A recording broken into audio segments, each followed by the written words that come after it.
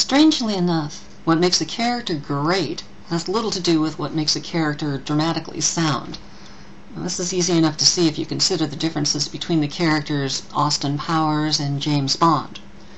Both could be seen as protagonists, and both could even be seen as heroes, and yet their personalities, mannerisms, interests, and attitudes are quite dissimilar. What makes them the same is their dramatic function. What makes them different are their personalities. Now, dramatic function is part of a story's logistic structure. Without a function, a character is little more than window dressing.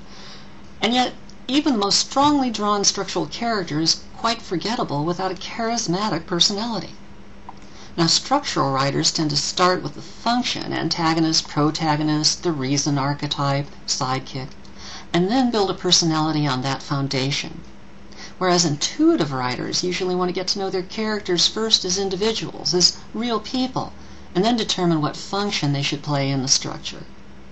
Well, no matter what kind of writer you are, you'll eventually need to develop your character's personality. So, here's a great trick to brainstorm your characters, and perhaps even learn something about your plot along the way.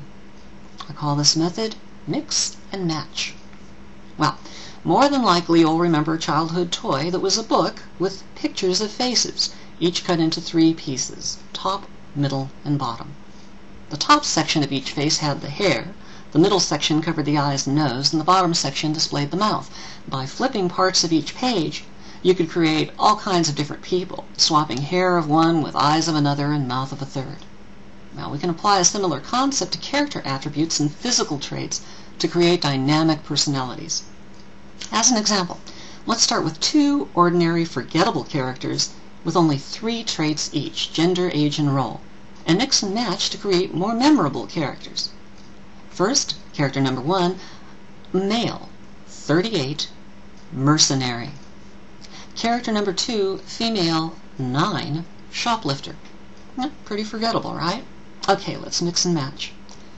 Character 1, female, 38, mercenary.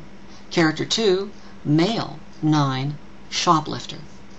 Now think about how these characters have changed their personalities just by swapping a single attribute, gender, from one to the other.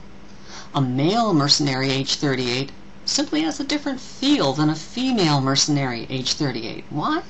Due to our cultural indoctrination, we expect certain things of men and certain things of women. We therefore expect a male mercenary with a personality to have a different personality than a female mercenary. In other words, it would require a different personality of a woman than a man to become a mercenary in our society. So we, as creative authors, tend to subconsciously assign those personality traits to the character, even though they really haven't been spelled out just by the character's role and gender. Let's try another swap. Character 1, female, 9, mercenary, and character 2, male, 38, shoplifter. Well, again, we impose our own subconscious expectations of each character's personality upon him or her, so that we have a completely different feel for each than we did before. Let's try one more. Character 1, male, 9, mercenary. Character 2, female, 38, shoplifter. Once again, the personalities change. We might find that one of these characters strikes our fancy as being interesting to develop and put into play, like a 9-year-old mercenary. But more than likely, we haven't found the great character we're looking for. What we need are more traits and more attributes, and more characters to swap them among.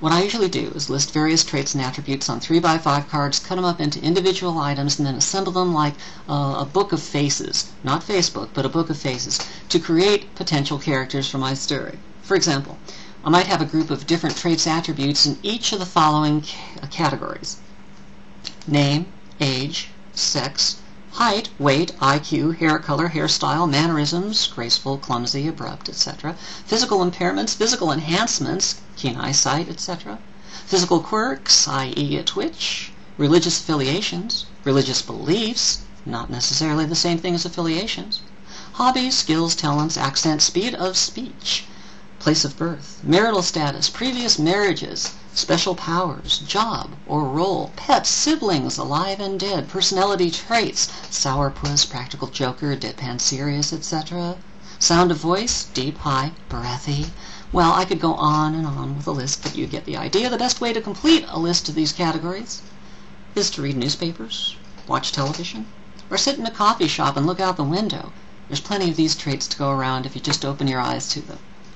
Well, now that you've got your list of traits, in each category you need to come up with as many different variations as you can. For example, in the first category, name, we might have the usual, Joe and Sally, but also fill it up with names like Zippo, Tweezer, Teaser, and Mulch. The weirder, the better. So let's take our female 9-year-old mercenary and give her the name Sally. Now, does that change her personality? How does it change if we name her Tweezer or Mulch instead? In tangible reality, there's no indicated difference between Sally, the 9-year-old female mercenary, and Tweezer, the 9-year-old female mercenary, and yet we can't help but feel they are different because of our cultural indoctrination and our expectations, therefore, of what their personalities would be like if they had these different names. As a brainstorming technique for creating great characters, the mix and match method is the best way I've found to break away from the same old forgettable stereotypes. Now, most of you can do this manually, but in fact, there's actually a place in the Dramatica Pro software that I helped develop that can take some of the drudgery out of it. From the main Dramatica desktop, click on the Brainstorming tile, then select the Character Generator tile. And here you can automatically generate characters by arbitrarily assigning them names, genders, and structural functions as archetypes or complex characters. Then you can look over the list, see if anything's of interest to you, keep the traits you like, spin the rest again, and come up with some truly charismatic characters by personality, ones that will intrigue your audience and or readers. Speaking of structural functions, have you noticed that none of the attributes we assigned to our characters gave any indication as to their status in the story as a protagonist, antagonist, other archetype, or complex functional character? Well, if you're a structuralist writer, you're first going to want to start with the protagonist, or whatever structural function or character you want to begin with, and then play the mix and match game on that foundation.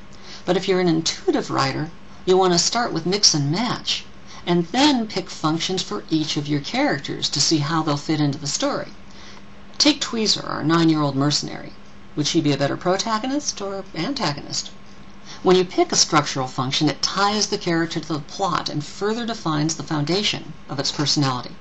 And because you've likely chosen a role for your character, such as mercenary, the combination of roles and structural function among all of your characters brought together can actually suggest the outlines of a plot. Of course, some things will likely have to be changed to make the characters and plot more consistent and more intertwined, but this refining process is just part of the ongoing development of your story. The real trick is to break free of the stodgy, ordinary characters we create by falling into our well-worn mental patterns, and instead try mixing and matching to create arbitrarily intriguing characters that you can further refine. Well, I hope you'll stop by our website at storymind.com for hundreds of writing trips and streaming videos. My name is Melanie Ann Phillips. I'm the co-creator of Dramatica. I'll look forward to seeing you next time.